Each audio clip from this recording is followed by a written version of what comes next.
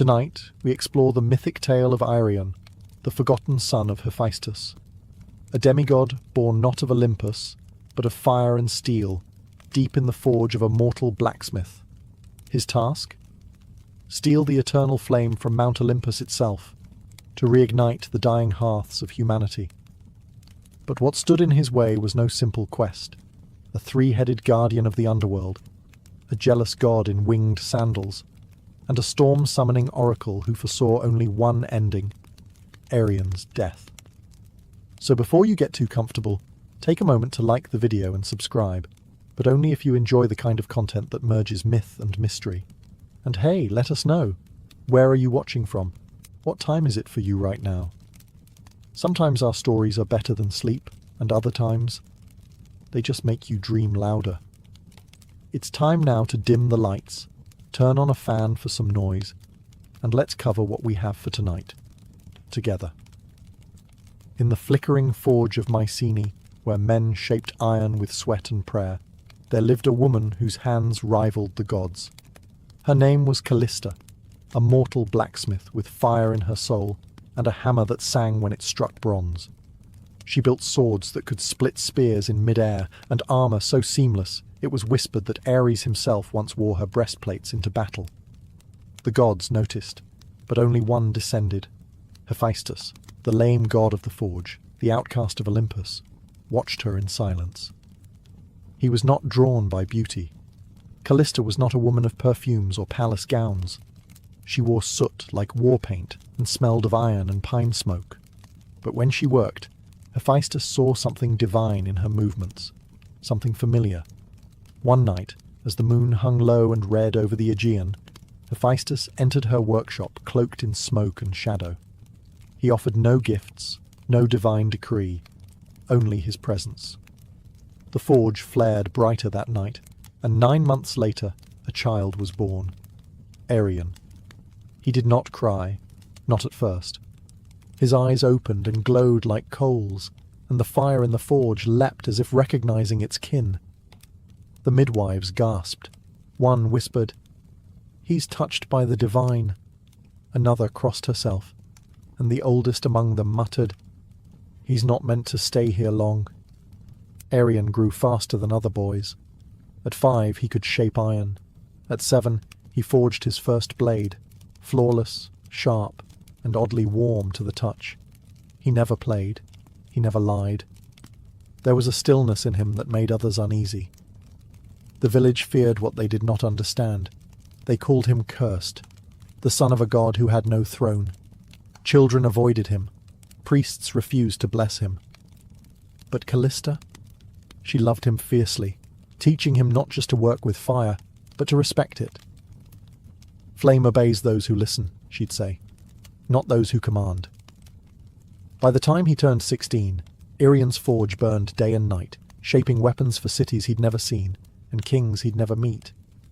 But even as metal flowed beneath his hands, something deeper stirred within him. He wasn't made to serve. He was made to change the world. Long ago, the eternal flame had been a gift, stolen from the heavens, defied into existence by Prometheus himself. It was fire not just for warmth, but for thought, art, creation. It was what set man apart from beast. But that age of defiance had dimmed. Humanity no longer remembered the debt it owed the gods, and the gods in turn had turned their backs on mankind. It began slowly. Hearths that once glowed without fail began to flicker out. Forests grew colder. Storms stretched longer. Crops wilted in spring, and homes were filled with the breath of frost, even in high summer. Children shivered beside unlit chimneys. Old women murmured prayers into ashes that gave no heat. Priests spoke of punishment. Scholars blamed the stars. But across villages, towns, and empires, a different fear took root. Not that the world was ending, but that the gods had abandoned them. And they were right. High atop Mount Olympus, the gods had sealed away the last true flame, a spark kept alive only in the divine brazier, untouched by mortal hand for centuries. No god dared share it again. They feared man's rebellion, feared what Prometheus had begun. They told themselves, Let them suffer. They must remember their place. But not all gods agreed. In hidden corners of the world, whispers stirred. Dryads spoke of a boy born of flame. Nymphs saw sparks dancing in a boy's eyes from Mycenae. The winds carried a name, Irion. In the cold chambers of Delphi, the oracle dreamed of fire, walking on two legs, lighting cities with its footsteps. And in the depths of forgotten temples, dying candles sputtered back to life at the sound of a blacksmith's hammer striking anvil. Irion had no idea. He only knew the iron was growing harder to shape, that the flames in his forge required more breath, that the warmth that once came easily was slipping away. But the world had begun to watch. Gods both old and silent had turned their gaze to Mycenae. The divine brazier atop Olympus, though shielded in marble and guarded by fate, flickered for the first time in an age, responding not to a god, but to a boy born of fire and sorrow. And deep within him, something began to glow. Delphi was dying. Once the center of divine council, where kings and warriors climbed stone paths to seek Apollo's voice, now it stood quiet, its columns cracked and overgrown, its sacred springs reduced to mist. But one voice still lingered, buried deep within the mountain's breath. The oracle. Irion arrived in silence. No one greeted him at the gates. The torches lining the temple had long since gone out. Ivy clung to broken altars like fingers, unwilling to let go of lost faith. Thunder growled in the clouds above, not of rain, but of something older. Watching. He descended into the hollow chamber where generations before him had once wept and begged. There, seated atop a crumbling stone throne, was the oracle. She was draped in violet robes, skin pale like ash, eyes blind but blazing with storms. Before he could speak, she inhaled sharply, like a flame being pulled back into a lantern. "Irion," she hissed, though no name had been spoken. He said nothing. "You will climb the mountain. You will take the flame. And you will die." Her voice cracked like a whip through the stillness. He didn't flinch. He had heard stories of oracles, their riddles wrapped in poetry and metaphor. But this wasn't a prophecy. It was a sentence. She rose slowly, limbs moving like smoke caught in wind. "The gods will oppose you. The world will demand your failure. The flame, what you seek, it does not belong to mortals. It was stolen once, and the price was eternity in chains." Irion stepped forward, fists clenched. "So let me pay the price." A long silence followed. Then, laughter, not cruel but tired, the sound of someone who had seen too many stories end the same way. "You already are," she whispered. The room grew dark. The thunder outside crescendoed. The air pulsed with something old, something primal. Then, just as suddenly, everything went still. The oracle slumped back into her seat. Her mouth opened, but only smoke escaped. Her prophecy was done. And though Irion left without another word, her vision followed him. In dreams. In flame. In every shadow cast by his forge. The gods had spoken. His path was set. But not even Olympus could predict what a dying world would do when handed back its fire. Before one could ascend Olympus, one had to earn the mountain's recognition. And Olympus never bowed to the untested. Legends whispered that the base of the mountain was not stone or snow, but soul. That beneath its foundation was a gate, sealed by silence and guarded by the oldest fear in creation, Cerberus, the hound of Hades. No one could pass that gate without first touching death. Irion did not question it. He had studied myths the way blacksmiths study heat, closely, warily. He knew what waited beneath the roots of Olympus. But to reach the eternal flame, he would have to descend, not metaphorically, but into the very underworld itself. So he prepared not with armor, but with craft. He spent 3 days and 3 nights forging a collar, not for battle, but for submission. It was made of obsidian, iron, and the final ember from his mother's forge. Into it he carved 3 names, one for each of Cerberus's heads. He whispered them aloud as he worked: memory, loyalty, grief. On the 4th day, he stood before the shadowed mouth of a cave said to lead downward forever. The wind here was cold, but it did not sting the skin. It scraped the soul, and the air smelled not of rot, but of forgotten prayers. He entered.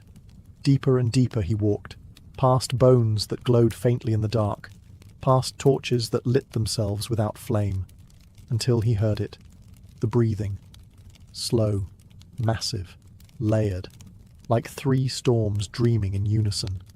Cerberus. He stepped into the clearing and found the beast sleeping on a bed of ash and bone, each head twitching in a different rhythm.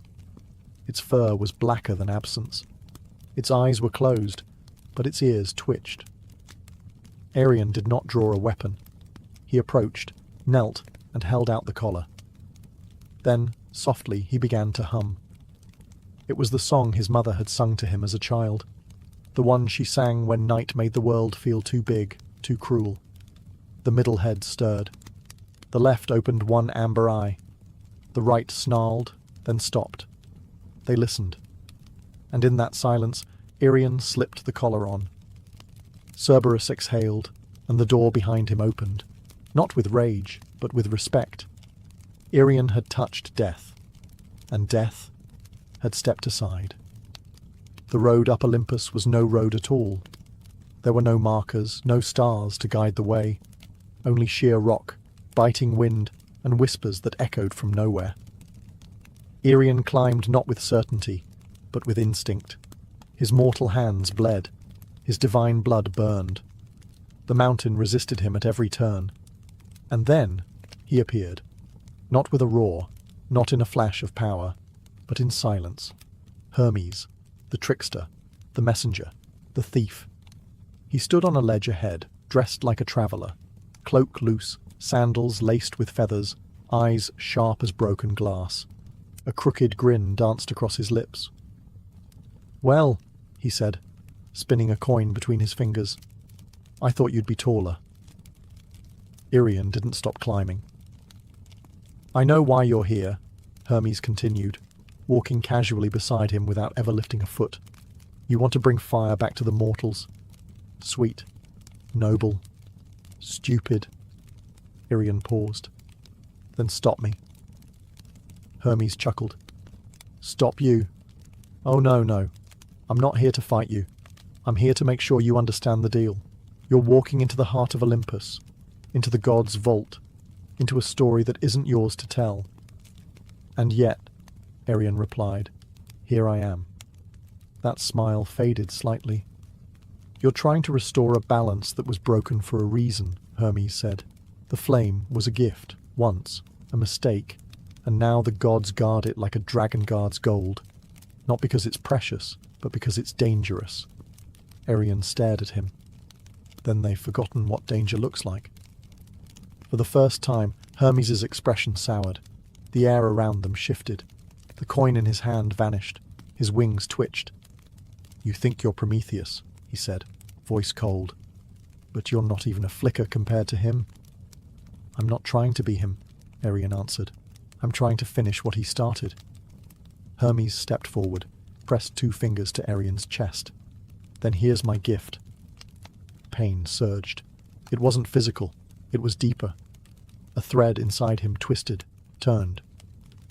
"The fire you seek," Hermes whispered, "will burn everything you are." Then he vanished. The mountain groaned. Thunder rolled. A storm had begun, not of rain, but of consequence. And Arion climbed higher, cursed, but unshaken. The curse settled into Arion's chest like frost in the lungs. At first, it was subtle, a tightening when he breathed, a dull heat beneath his skin. But the higher he climbed, the more it bit into him. Not like a wound, more like erosion. Piece by piece, the man was being scraped away, leaving something raw behind. Mount Olympus was no longer just a mountain. It was alive. Its cliffs shifted beneath his feet. Wind screamed down ravines like ancient voices furious to be disturbed. The higher he rose, the less mortal the world became. Trees stopped growing. Birds stopped singing. Even the stars above seemed to pull back. There were no paths. Only jagged ledges and sheer faces that demanded sacrifice with each step. Irian bled. He slipped. Once, he nearly fell to his death, but a sudden flash of heat from within his chest steadied him. It was as if the flame Hermes spoke of, the one that would burn him, had begun to awaken. But he kept climbing, because every time he faltered, he thought of the dying hearths, the cold villages, the children huddled in darkness. He thought of his mother, hands blistered, still forging warmth for a world forgetting what warmth meant. And still, Olympus offered no mercy. Storm clouds gathered above. Lightning danced along the ridge like gods pacing in frustration. He could feel their eyes now, watching, judging, waiting for him to fall. But it wasn't just the mountain fighting him. It was Olympus itself. He passed ancient ruins carved into the stone, temples long abandoned by faith, their altars cracked, their gods forgotten. Statues of Athena with eyes chipped out, columns of Zeus split by time and silence. Irian realized something no one else had dared to say aloud. The gods weren't powerful anymore. They were afraid that a mortal might bring the fire back without their permission, that someone not born in their halls might carry the light that once defined Olympus, and in that fear they threw their worst at him. Ice, thunder, visions, voices, but he climbed. With hands torn and heart smouldering, he rose above the clouds, and in the distance, lit not by sun, but by divine flame, he saw it, the brazier, burning, waiting. It was not what he expected. The summit of Olympus wasn't carved in marble or guarded by gods clad in gold. There were no trumpets, no gates, no thunderclaps of divine welcome. There was only silence, and the flame. It stood in the center of a windless clearing, on a pedestal of blackened stone. The brazier looked ancient, older than language itself, shaped by hands no longer remembered, and inside it danced the eternal flame, not red, not orange, but white, pure, blinding, alive. It did not flicker. It watched. Irian stepped closer. The heat didn't sear him. It entered him, as if recognizing something long lost. His breath caught. His skin prickled. That ember Hermes had cursed into his heart now pulsed like a second heartbeat, calling to the flame like a lost sibling. He reached out. In that moment, time faltered. He saw cities built from firelight. He saw his mother's forge blazing in the dead of winter. He saw civilizations rising and falling, each one built around fire, and each one forgetting why it burned. He also saw the punishment. Prometheus, chained to stone, his liver eaten daily by a vulture. The gods had called it justice. But Irian saw it for what it was, fear wearing a crown. He could turn back. He could let humanity adapt to the cold, forget fire, forget him. But then he heard the wind whisper her name, Callista, and he remembered who he was. He grabbed the flame, and it took him. Pain screamed through his body, not like burning, like being rewritten. Bones cracked and reformed. His skin glowed, veins pulsing with light. He fell to his knees, roaring soundlessly, as the flame poured into every part of him, erasing the boy, forging the fire-bearer. He wasn't holding it anymore. He was it. The brazier flickered, then dimmed, then went cold. Because the eternal flame was no longer chained to Olympus. It had chosen a new vessel. Irian collapsed beside the empty pedestal. Smoke rose from his fingertips, but his eyes glowed like dawn. He breathed, barely. But with each breath, a wisp of warmth spread outward, into the wind, down the mountain, toward the world below. He had taken the fire, but not for himself, for everyone. Irian did not walk down Olympus. He carried it with him. The moment the flame entered him, the mountain stopped resisting. Winds fell silent. The sky cleared.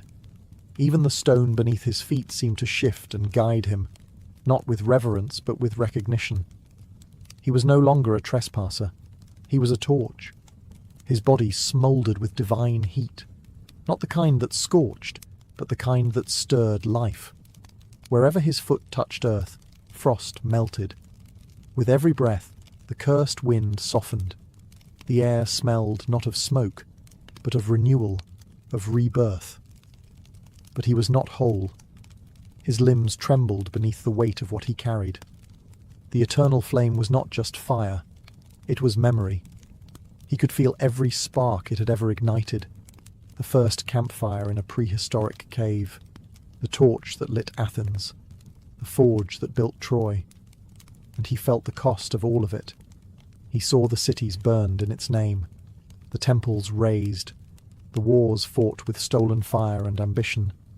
The gift of the gods had never been innocent, but this time he would not give it as a weapon. He descended through cloud and silence, past broken statues of gods who had once been worshipped, now crumbling in divine decay. He passed the cave where Cerberus had once guarded the gate, but the beast was gone, as if even death had stepped aside for what Irion had become. He reached the world below, and there, in a frozen village where hearths had long turned to ash, people gathered around him, not in fear, but in awe. He did not speak. He simply held out his hand, and a flame danced from his fingertips into the nearest hearth. It roared to life. Then another, and another. A chorus of warmth spread from home to home, city to city, across lands that had forgotten what it felt like to gather around a fire without praying first. Irion burned. His hair shimmered like molten gold. His skin cracked like cooled obsidian. He was dying, but not fading. He was becoming something else. He had not stolen the flame. He had become it. And everywhere it burned, the world whispered his name, not in worship, but in gratitude. No tomb was ever built for Irion. No statue was carved. No songs were sung in temples.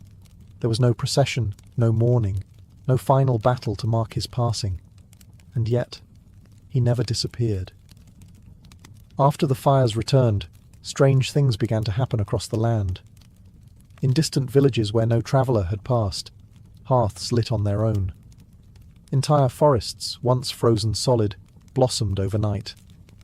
Blacksmiths claimed their forges heated faster. Children, huddled in the cold, told their parents they saw a man of light standing beside the flame before it rose. No one could prove anything. But they all told the same story. He walked until there was nothing left of him to walk with. His body had long since cracked and burned, not from weakness, but from transformation. What remained of Irion, bone, blood, voice, had become spark, smoke, heat. And he gave it all away. His mother's forge was the last place touched. Old, abandoned, its fires cold for decades, until one night a traveller passing through claimed he saw a boy hammering something glowing white at the anvil. When he looked again, the forge was empty, but the flame danced high and hot, just like it used to. They say the gods felt it, that Olympus, sensing it had been stripped of its power, trembled in its silence. But the gods did not strike back. They did not rage. Because even they understood. Irion had not challenged them with war or pride. He had reminded them of purpose. And so the eternal flame, once hoarded by immortals, now flickered in every village, every city, every lonely mountain hut. It lived in the warmth of soup shared by strangers, in candles placed by grieving hands, in torches lifted by rebels seeking light in the darkest places. And always, always, they whispered the same name. Irion. Some say when your fire dims for no reason, it's him passing through. Others say if you listen closely to the crackle of the flame, you'll hear the rhythm of a hammer striking an anvil. Steady, patient, eternal. Because Irion never died. He became warmth itself. Not a god, not a hero, just a boy who gave up everything to help the world remember how to glow again. In the land of Sparta, where boys were taught to fight before they could speak, and honor was carved in bone, women were no less fierce. Among them was one whose name echoed through the marble halls like the clash of steel. Leonthe, daughter of Commander Adrastos. She was born during a blood-red eclipse, as omens howled over the city. Midwives whispered that she came from Ares himself. By age 12, she had bested her brothers in the wrestling ring. By 16, she had led a hunting party into the Taygetus Mountains and returned with 3 wild boars tied behind her chariot. Leonthe was not just respected, she was feared. She walked through the Spartan agora with a straight spine and quiet steps. Men lowered their eyes. Women watched her with a strange mix of envy and awe. She rarely spoke unless spoken to, and her words were chosen like arrows, never wasted. But there was something in her that few noticed. When she removed her armor at night, when the torches dimmed and the world outside fell away, Leonthe would stare at the stars, not with a warrior's challenge, but with wonder. There was a softness buried in her, one that battle could not scorch, a yearning, not for marriage, not for conquest, but for something else, something the Spartan code had no name for. Peace, magic, mystery. She never said. What she knew was this. Every full moon, when the city slowed and the warriors slept, her body pulled her toward the cliffs above the river Eurotas. She would leave behind her spear, her cuirass, her reputation, and become just a woman wandering beneath the stars, alone. The world, she thought, must be bigger than Sparta, bigger than swords and pride. She felt it in her blood, like music she couldn't hear, but knew was playing somewhere. And then, one night, beneath a sky so silver it looked scraped from the edge of a blade, she saw it, gliding across a still pool in a hidden grove. A swan, unmoving, watching her, moonlight rippling on its back. Beautiful in a way no war song had ever been. And from that moment on, Leonthe's life began to shift, away from blood and battle, towards something softer, stranger, and far more dangerous. The grove was hidden, untouched by the usual grit of Spartan boots. Nestled between 2 cliffs, it whispered of something older than Sparta, older even than Olympus. The trees curved in crescent arches, their branches low and silvered by moonlight. A shallow lake lay at the centre, still as glass, and on it, the swan. Its feathers shimmered like woven starlight, neither white nor grey, but something in between. It floated with the silence of smoke, cutting across the water with no ripple. Its long neck arched gracefully, as if sculpted by divine hands, and its eyes, gods, its eyes, held no animal wildness, no fear, only awareness. Leonthe froze at the tree line. Her training screamed caution. Nothing in nature moved like this. No creature stood so boldly before a human. But the swan did not flee. It watched her, calmly, expectantly. She stepped forward. It tilted its head. Another step. Closer. The lake did not stir. She stood at the edge of the water, heartbeat steady but alert, hand resting lightly on the dagger strapped to her thigh. The swan moved again, slowly, deliberately, toward her. When it reached the edge of the shallows, it stopped and bowed its head slightly. Leonthe knelt. She had seen thousands of things in her life. War camps burning, bloodied warriors screaming at the heavens, newborn calves gasping for their first breath. But never had she seen something so quiet, so still, so enchanted. She reached out. The swan did not resist. Her fingertips brushed its feathers. Warm, unnaturally warm, as though its body burned with sunlight instead of blood. A feeling stirred in her chest. Not fear, not fascination. Something older. Something she didn't know she'd been missing until that very moment. Connection. The swan blinked once and turned away, gliding back into the centre of the lake. Leonthe remained kneeling, watching it, unsure what had just begun, but certain it was no accident. The next full moon, she returned. So did the swan. And again, the next month. And the next. No words, no promises, just presence. A ritual born of silence and gravity. By the time autumn settled on the hills, Leonthe no longer questioned why. She just knew the swan would be waiting, and her world would never be the same. Seasons turned, leaves reddened, fell, and grew again. The wars continued far below the hills, but in that moonlit grove, time stood still. Only the full moons mattered now. Only those nights. Leonthe had once measured her worth in battle scars, victories, and commands followed without hesitation. But now, something softer guided her. Something far older than Spartan law. Each month, she returned to the grove with offerings. Fresh figs, soft linens, carved trinkets from olive wood. The swan never ate, never acknowledged the gifts. Yet Leonthe continued, drawn by an instinct she couldn't explain. The swan was always waiting. It met her at the edge of the water, dipped its head gently, then glided by her side. Sometimes it circled her. Sometimes it simply stood beside her on the shore, its warmth bleeding into the air around it like a hidden sun. She began to speak, not like a soldier, but like a woman who had never been heard before. She spoke of her father's coldness, of how victory never filled the empty space in her chest, of the nights she stared at the sky, wondering if there was more than sword and soil. The swan said nothing, but it listened. She could feel it. Its stillness wasn't silence, it was attention. The kind mortals never gave. The kind no commander, no suitor, no friend had ever offered her. Over time, she stopped feeling alone. She braided her hair before each visit, smoothed her robes, sat beside the swan for hours, shoulder-touching wing, saying little, yet feeling more than she'd ever felt in a Spartan palace or battlefield. And still, the swan never fled, never aged, never changed.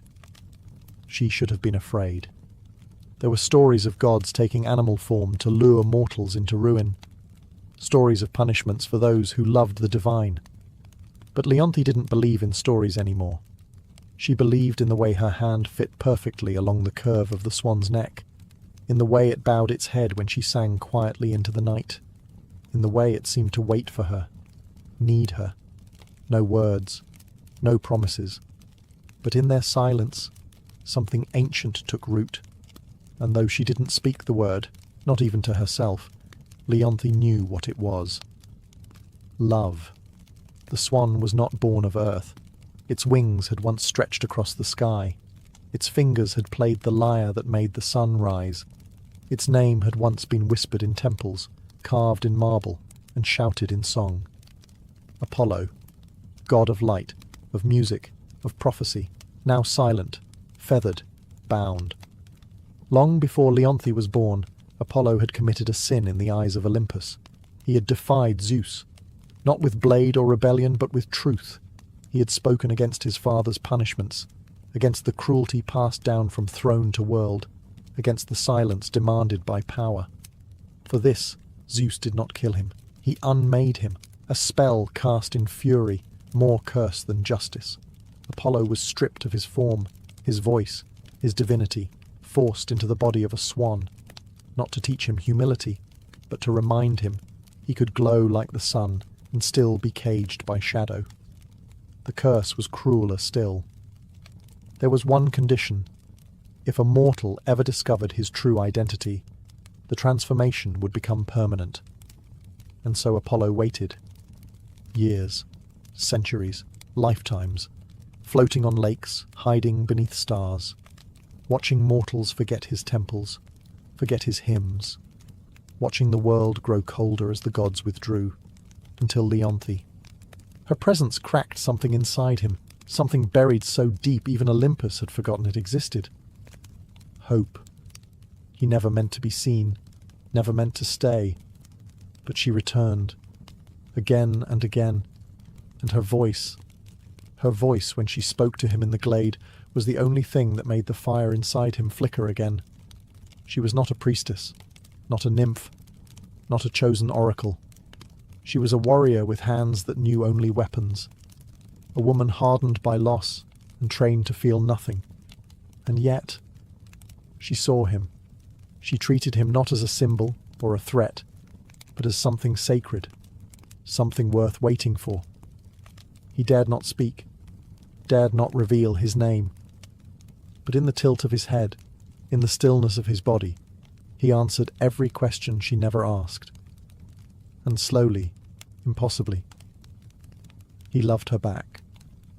In Sparta, solitude was respected, but not for too long. Leonthi's absence did not go unnoticed.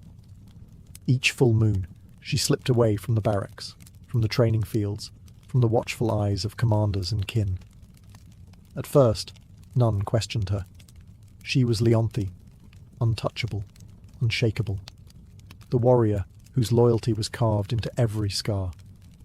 But Sparta thrived on order, on discipline, and love, especially the hidden kind, was a foreign thing in a city built on control.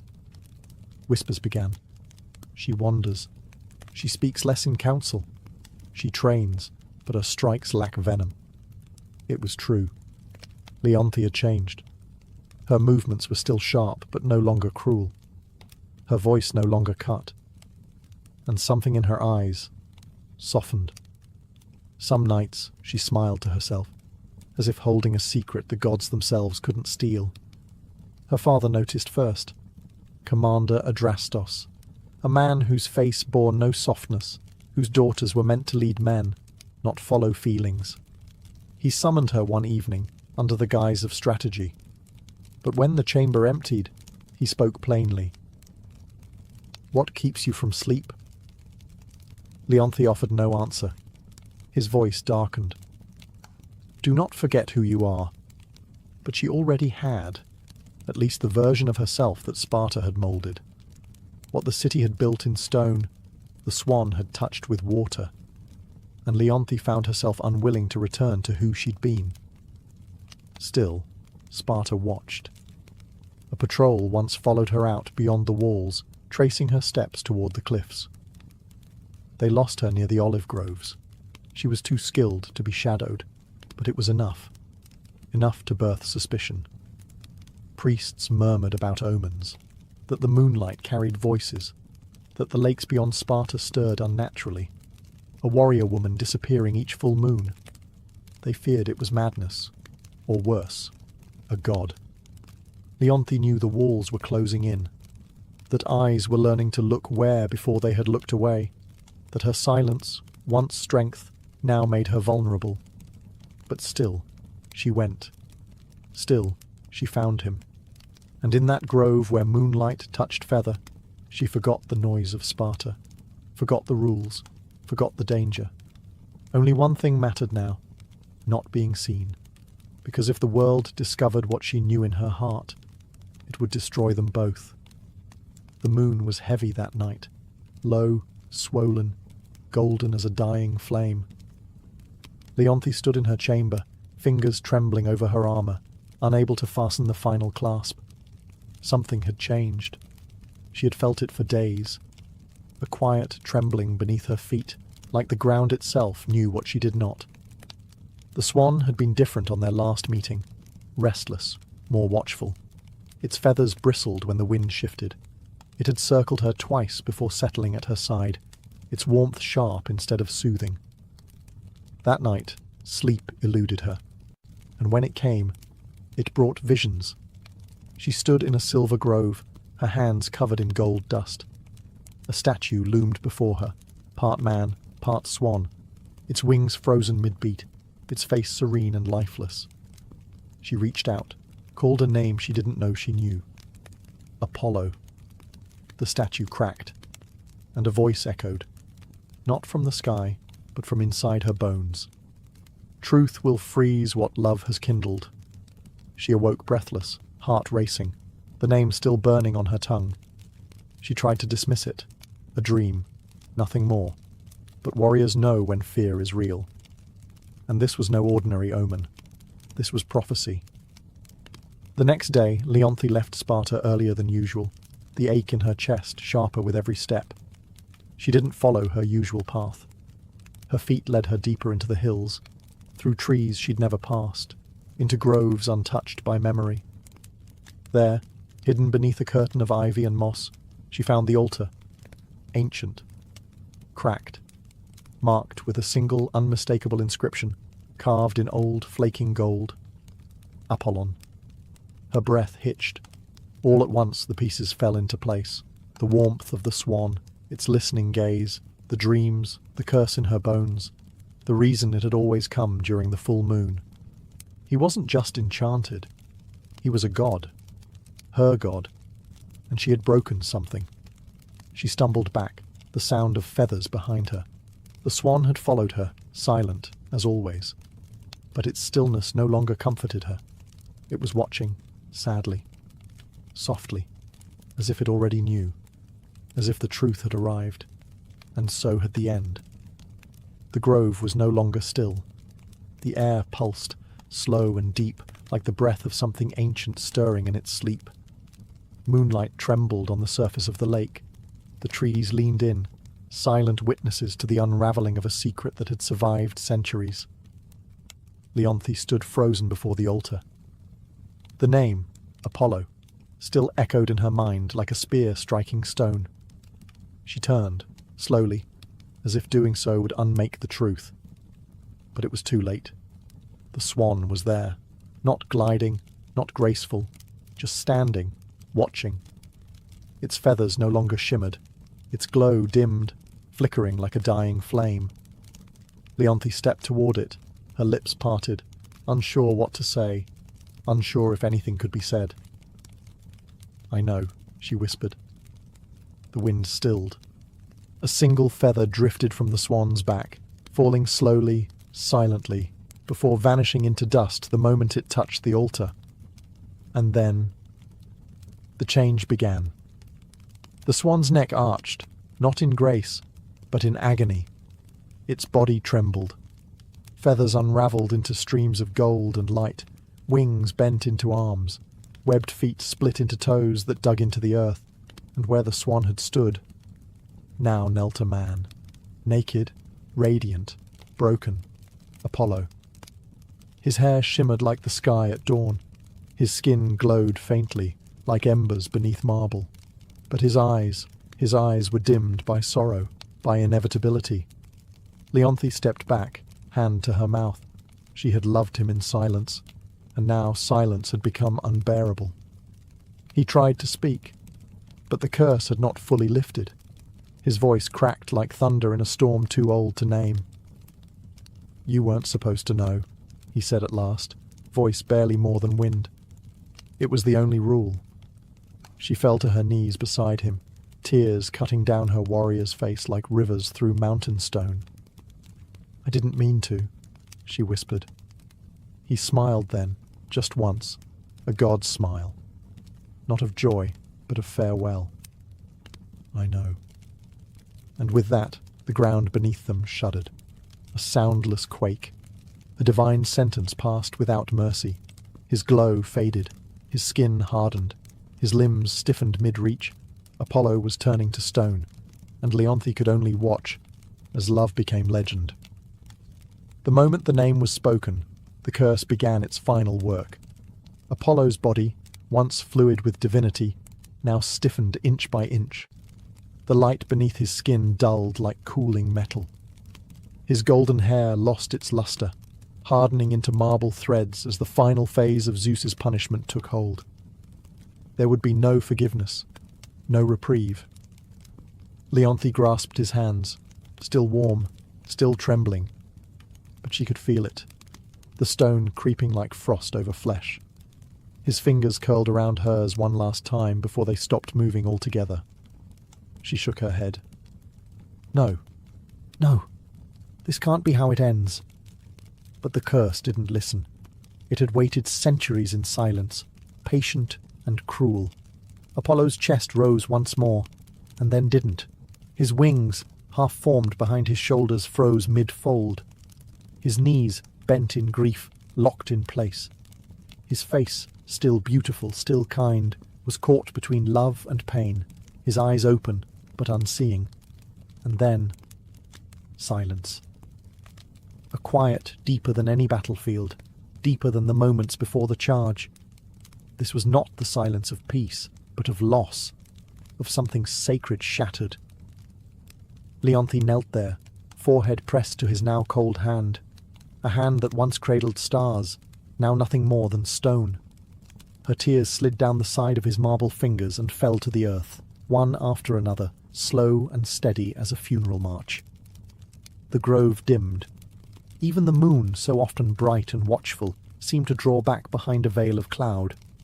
No lightning came, no god appeared, because the punishment was done. Zeus had spoken, the swan had flown for the last time, and Apollo, god of light, was now a statue of silence, forever frozen in the moment of his final truth. Leonthe stayed long after the transformation finished, arms wrapped around what remained. She did not scream. She did not curse the heavens. There were no Spartans to hear her cries, no warriors to bear witness. Only the wind, only the trees, and the stone figure of a god who had once loved her, not with thunder and fire, but with stillness, and now with silence. Leonthe never returned to Sparta.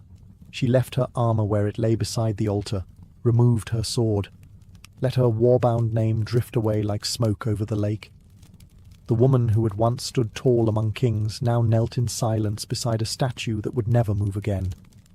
The grove became her world. Each full moon she returned, never missing a single one. She brought no offerings, no incense, no prayers, just herself, and a memory. She would sit beside the statue of Apollo, fingers brushing the cold stone hand she once held in flesh. Sometimes she spoke. Sometimes she hummed a song he'd never heard, but somehow felt like it belonged to both of them. Other times, she simply watched the water and said nothing. The villagers began to whisper. They said a woman haunted the hills, that she wandered under moonlight with eyes like distant stars. Some said she had gone mad, others said she had been chosen, but no one dared disturb her. Years passed. Winters came and went. Empires shifted.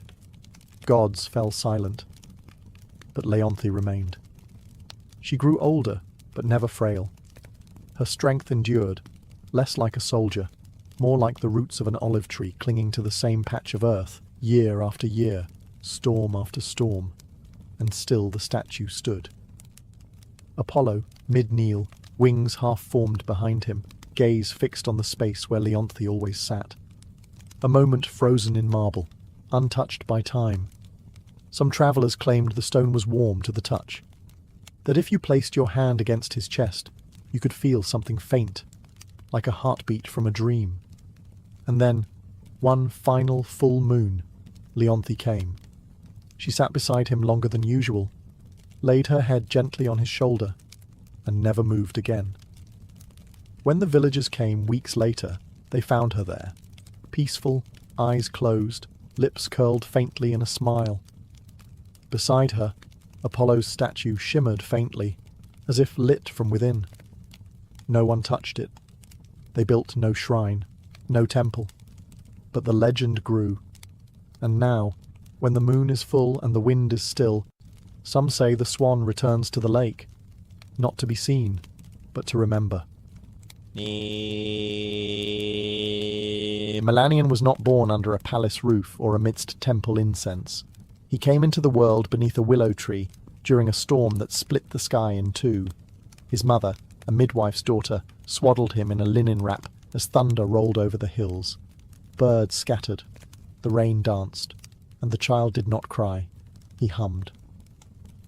From the moment he could walk, music followed him. Streams whispered melodies when he knelt to drink. Leaves trembled in harmony as he passed. He didn't need instruction. Sound belonged to him. By 10, he could mimic any bird call and weave it into song. By 16, he played the lyre with such grace that even hardened warriors paused to listen. He sang of rivers, of lost brothers, of fields before war, songs that filled men's eyes with tears they didn't know they had. People called him a gift, a miracle, a child of divine breath. He never claimed it. Melanion travelled from village to village, sharing his music without coin or pride. His voice calmed fevers. His chords softened hardened hearts. He once played for a dying child who, upon hearing his lullaby, smiled and drifted into death as if it were a dream. But not all ears that listened were mortal. One spring evening, as he sat beside a glimmering river and strummed a tune about starlight, the very air around him changed. The wind slowed, the water stilled, even the frogs silenced their song. And then they arrived, the Muses, 9 of them, stepping lightly from behind the veil of the world. Cloaked in light and sound, each carried her own essence: history, tragedy, dance, epic, poetry, and more. Their eyes were not kind, not cruel, just knowing. They listened, and then, to Melanion's astonishment, they sang back. 9 voices in perfect harmony, older than language. Melanion closed his eyes, and without thought, joined them. His voice didn't echo theirs, it evolved them. When the last note fell into silence, even the stars seemed closer. One of the Muses, Calliope, eldest and most stern, touched his brow. "You are not ordinary," she said. "You are a vessel." And thus began the legend of Melanion, the bard whose voice would shake the heavens. From that night on, Melanion was no longer just a gifted mortal. He was touched, marked, whispered about. The Muses had chosen him. In the quiet folds of Mount Helicon, where few dared to tread, they invited him into their sacred circle. There, beneath ancient trees and skies unclouded by mortal ambition, Melanion learned not through lectures, but through experience. Calliope, muse of epic, taught him how to bend a story into sound. Clio whispered the histories of nations into his ears as he slept. Terpsichore danced barefoot through leaves while he played beside her, his fingers learning the rhythm of wind and body. Euterpe laid her flute across his palm and said only, "Listen." And he did. He absorbed, not just melodies, but truths. The kind that lived between words. The kind that mortals rarely noticed but felt. In the hush before a storm, in the ache of longing, in the gasp of a child at first snowfall. The Muses gave him not power, but perspective. And they asked for only one thing in return. Sing for them. Them, meaning mortals. The lost, the weary, the proud and broken. Those who needed to remember that beauty still existed, even in suffering. That song could be both balm and blade. At first, Melanion obeyed. He performed in city forums and quiet fields, played before kings and beggars alike. His songs stitched broken hearts, stirred revolutions, mended fathers to daughters, and enemies to uneasy peace. But as his gift grew, so did something else. Ambition. He began chasing sounds the Muses hadn't taught, notes no god had touched. In the stillest parts of the night, he would write alone, drafting fragments of something beyond language.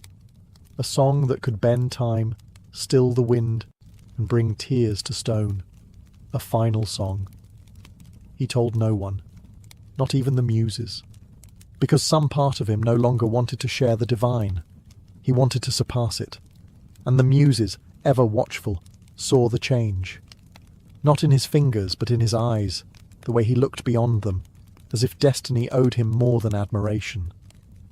And in the distance, fate stirred slightly, because no mortal walks beside the divine forever without cost. Melanion withdrew from the world. He left behind the applause, the requests, the gifts from kings and the adoration of cities. He stopped performing in public, stopped teaching students, even stopped speaking to the Muses. Some claimed he had fallen ill. Others said he had died. But in truth, he had gone to the shadowed slopes of Mount Helicon, deeper than any mortal had ever gone, where only echoes of the old gods stirred. There, in a cave lined with crystals that sang when touched by light, he began composing the final song. It came to him in pieces, sometimes in sleep, sometimes in thunder, sometimes in silence so deep it frightened him. He didn't write it. He found it, like a secret hidden between the folds of reality. The melody refused to stay still. It changed when he breathed, twisted with his heartbeat. It was not a song for performance. It was truth in sound. He heard the birth of stars in its opening note. He felt the deaths of empires in its fall. It was not sad. It was not joyful. It simply was. He labored for months, maybe years. Time bent strangely inside the cave. He ate little, slept only when the music allowed it. He would weep one moment, laugh the next, as though the song played through his soul instead of his hands. And when it was finished, the world changed. Birds stopped mid-flight. Trees leaned toward the windless mountain. Streams went quiet. The sky itself held its breath. And far above, in the marble chambers of Olympus, the gods turned their heads. Even the Fates, who never looked away from their weaving, paused. Clotho whispered, "A thread trembles." Lachesis frowned, and Atropos, whose shears never hesitated, set them down. They listened. The song did not demand worship. It did not beg to be loved. It simply revealed everything. When the final note faded, even the cave refused to echo it, as if the world knew to repeat it would be a crime. The gods waited. The muses waited. They expected Melanion to return, to offer this wonder to the world. But he didn't. He hid it. And in doing so, he set a different music in motion. One of silence and consequences. When Melanion emerged from the cave, the world felt smaller. The skies, once so vast, seemed pale beside the echoes of the song still humming in his bones. People rushed to greet him. Musicians, poets, even priests. They begged to hear what he had written, to feel whatever power had moved the heavens. But Melanion said nothing. They asked again. He smiled faintly. Not yet. Only the muses saw the shift. They came to him one dusk, stepping from starlight like breath from a lyre. Their robes glowed with inspiration, but their eyes held warning. "You were chosen to carry beauty," said Erato, soft and sorrowful. "But beauty is not meant to be buried," added Clio. "You must sing it," whispered Calliope. Melanion bowed his head. "I will not see it cheapened." They flinched, as if he'd struck them. "You think mortals unworthy?" Terpsichore asked, voice trembling. "You think you alone are its guardian?" He met their eyes, not with rage, but with something colder. Possession. "Yes." Silence fell like winter between them. "Then you are no longer ours," said Calliope, "not because you created something beyond us, but because you hoard it." He said nothing, and they vanished. Still, the gods waited. Even Zeus, who rarely concerned himself with mortal affairs, paused his thunder to listen. Even Hades tilted his head in the depths. They waited for a single note, a whisper, a fragment. Nothing came. Melanion kept the song locked inside himself. Not written, not recorded, not shared. He called it sacred, but sacred things, when sealed too long, begin to sour. He performed other pieces. They were still beautiful. Audiences wept. Crowds cheered. But he knew. And so did the divine. Something was missing. And worse, something had been stolen. The song that could stir the fates, bend time, and touch the gods themselves, was buried beneath his pride. He told himself he protected it. But the muses, watching from afar, saw the truth. He had chained the divine to his ego, and the gods, who endure madness, war, and worship without blinking, do not abide theft. And so, one night, the wind turned still. The stars went quiet, and a curse began to bloom. Not with fire, but with memory. The curse came softly. No thunder, no divine wrath from Olympus. Just a dream. Melanion lay beneath an open sky, cradled in the same silence he had once treasured. Sleep pulled him gently into darkness. And there, waiting, was the song. The final song. It returned, clearer, richer, impossibly perfect. He heard notes he'd never written, harmonies he hadn't yet imagined. It lifted him through stars, wove him into oceans, unspooled the very fabric of meaning. He wept in joy, in awe, in surrender. And then, morning. Gone. Not faded, erased. No memory, not a note, not a name. The melody he'd written with his soul, felt in his bones, was gone like mist at sunrise. At first, he thought it a cruel trick of sleep. He grabbed his lyre and tried to recall even a single progression. Nothing. He strummed wildly, off-key, frantic. Nothing. That night, he returned to his bed early, heart pounding. And the song returned, more radiant than ever. He sang along in the dream, tears streaming, fingers dancing through light. It felt real. He could remember it within the dream. But once again, with dawn's first breath, gone. Melanion began keeping candles lit through the night, scribbling notes in the dark. He begged his mind to retain a phrase, a rhythm, a single image.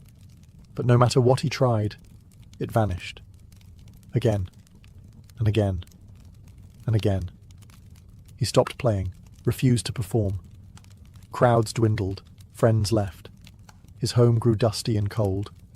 But none of it mattered. He had one obsession now. Remember the song. The muses stood at a distance, watching with sorrow. He was given a gift, said Otepe, and he chose to cage it. Now he is the only one who will hear it, said Polyhymnia. And never remember, whispered Clio. It was not vengeance. It was balance. Melanion would hear the song every night, for eternity. But it would live only in dreams. Each sunrise it would slip through his grasp like water through cracked hands. He would never stop chasing it, never stop hoping. And in time, hope would rot into madness. Because what torments a bard more than forgetting the greatest song he ever knew, and knowing it still sings without him? Melanion stopped counting the nights. They bled into each other, an endless loop of ecstasy and loss. Each evening, he slipped into dreams where the final song embraced him like a lover returned from war. And each dawn he woke alone, screaming, weeping, blank. At first, he tried to outwit the curse. He hired scribes to sleep beside him, begged seers to extract fragments from his mind. He sang to mirrors, hoping his own voice would betray some hidden memory. Nothing worked. And slowly, he began to fray. He stopped eating. His robes hung from a body gone hollow. His fingers trembled when he reached for his lyre, the same instrument he once cradled like a child. Strings snapped under his shaking hands. He didn't fix them. He didn't need them anymore. Because in sleep, the music still came. It became his only purpose, the only place he felt whole. And waking became a punishment. He cursed the sun, smashed his windows, sealed himself in a room with no light. But still the song left with the morning. When he emerged, he no longer resembled a bard. He was wild-eyed, gaunt, his once golden voice now raw from nights of desperate humming. He wandered from village to village like a beggar, not for coin, but for memory. "Have you heard it?" he'd ask strangers. "The song with no beginning and no end? Have you heard it in your sleep?" People pitied him at first, then feared him. Some threw stones, others fled. He began to sing fragments in the streets, random frantic bursts of melody. They made no sense to others, but to him, they were clues, keys, pieces of a shattered mirror he could almost reassemble. But every time, it slipped through his fingers. He laughed when he failed, then cried, then laughed again. And every night, the song came back, shimmering, whole, just out of reach. The muses watched, not with anger, with mourning. He had once been their finest vessel. Now, he was a cracked jar, overflowing only when no one could hear. And in that descent, the song he'd hoarded became the thing that unravelled him. Not with fire, not with wrath, but with silence. Melanion no longer lived in the world. His body walked through it, yes, but his mind was elsewhere, caught between dreams and daylight, past and present, a song only he could hear, and only when it was too late to hold. He wandered barefoot through cities that once hosted him like royalty. Children who once sat at his feet now ran from his shadow. His name, once sung in praise, became a warning. Don't end up like Melanion. He slept where he could, under trees, in empty chapels, sometimes in the doorways of inns whose keepers once begged for his presence. He no longer asked for food, only a place to rest, only the dream. The curse never failed. Each night, he fell asleep with trembling hope, and the final song returned. Whole, alive, a perfect ghost, and each morning he woke to forgetting. The cruelty wasn't in the silence, it was in the memory of sound. He remembered that he had heard something transcendent, that it had meant everything. But he could no longer remember why. He began speaking to shadows, to trees, to the stars. Sometimes he would sing to strangers, and demand they sing back, convinced the melody was hiding in someone else's throat. Once, he believed a child had hummed it in passing. He followed the family across 2 villages before collapsing in the dust, begging the boy to sing again. But the sound had been something else, something ordinary. He wept for hours, and still, each night, the song returned, taunting, embracing, divine.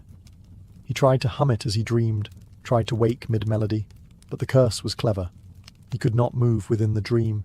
He could not record it, write it, carry it, only hear it. And when he woke, emptiness. Some who saw him said he still hummed in his sleep, that if you placed your ear near his mouth at midnight, you could hear a music unlike any other. But only then, only in darkness. The muses no longer came. The gods stopped watching. And Melanion, once the voice of the world, now wandered like an echo of a song the world could no longer remember, and he could no longer forget. Melanion had grown thin as twilight. His skin, once kissed by golden light, was now pale and paper-thin. His voice, what remained of it, was hoarse from years of whispers and wandering. He no longer searched for food, shelter, or even the song. He simply walked. One evening, he reached a cliff overlooking the sea. It was quiet there. No towns, no roads, no curious eyes. Just the wind, the waves, and the stars, slowly rising in the deepening blue. He sat, curled against a stone, the sea breeze tangling what remained of his hair. He didn't weep. He didn't sing. He simply closed his eyes, and the dream came again. But this time, something was different. There was no delay, no mist to wade through, no struggle to hear. The final song was there from the beginning, full and clear.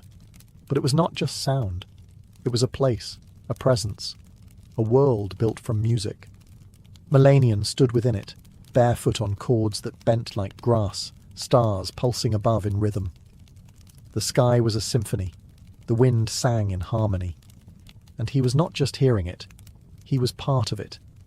His own voice joined the song, and it did not tremble. It did not forget. It soared. He saw every note he had lost, every phrase he'd mourned. But now he understood. The song had never left him. It had grown without him. It had become more than his hands could hold. He was not its owner. He was its witness. And in that final dream, there was no sorrow, no shame, no punishment, only release. When the sun rose, Melanion did not stir. The wind lifted softly around his body, as if carrying away a final breath. A shepherd passing the cliffs found him later, peaceful, hands resting on his chest, as if cradling an invisible lyre. There was no scroll, no recording.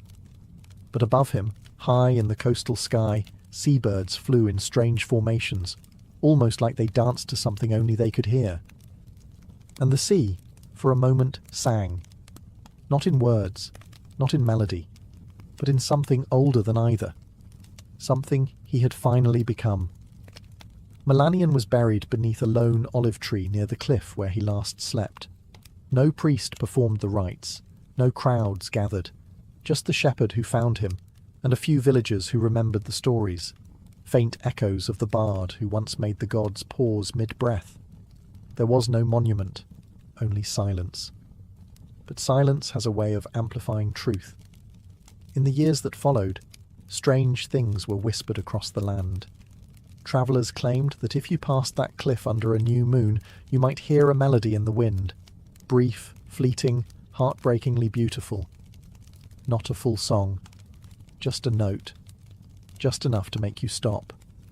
Children began dreaming of music they'd never heard. Musicians would wake in the night with tears on their cheeks and no memory of why. And sometimes, when a bard sat alone at dusk with no audience, a sudden chord would form beneath their fingers. Something not theirs. Something perfect. They never remembered it by morning. The muses said nothing. They did not curse another bard. They did not reclaim the song, because they understood what Melanion had become. Not a warning, not a hero, but a vessel turned legend. A soul whose punishment was born not of cruelty, but of refusal, and whose redemption came not through sharing, but surrender. The final song was never written down. It was never performed in amphitheatres or temples. It does not exist in scroll or scripture, but it lives.